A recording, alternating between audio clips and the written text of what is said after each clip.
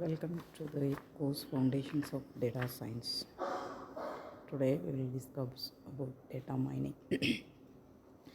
Data mining refers to extracting or mining knowledge from large amounts of data.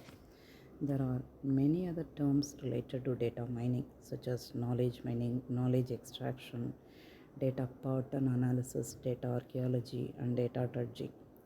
Many people treat data mining as a synonym for another popularly used term, knowledge discovery in databases, or KDD.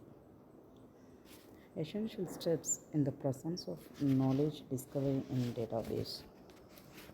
Knowledge discovery as a process is depicted in the following figure and consists of an interactive, iterative sequence of the following steps.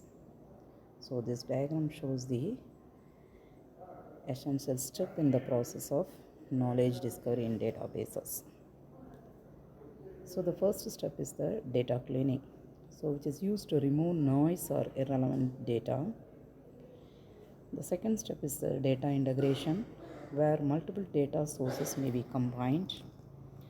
Third is the data selection, where data relevant to the analysis task are retrieved from the database. Fourth, data transformation, where data are transformed or consolidated into forms appropriate for data mining by performing summary or aggregation operations.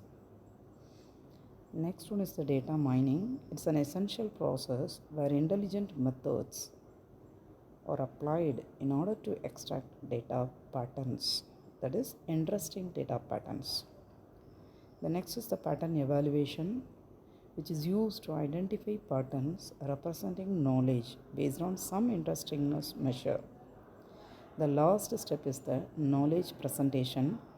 Here we are using some techniques to present the mined knowledge to the end user. So these are the 7 steps we are using in knowledge discovery. So data mining is one of the steps in the process of knowledge discovery. Okay, we will continue the session in the next video. Thank you.